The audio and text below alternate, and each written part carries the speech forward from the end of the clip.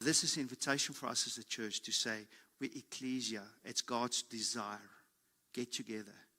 But not just to have a good time and sing the songs and look at the worship team as a performing artist, but as a place where I can start in worship and say, God, is there someone here that needs a prayer from me? Is there someone here that needs a word from me? Maybe, you're here today and say, I need prayer. I need a word. And this is where you say, God, can you send someone to me for that? Because I need a word. I need a prayer. This is what church is about. Ecclesia is about us being edified, built up, but also so that we can go out and transform this community into a place that our bridegroom would be glad to enter.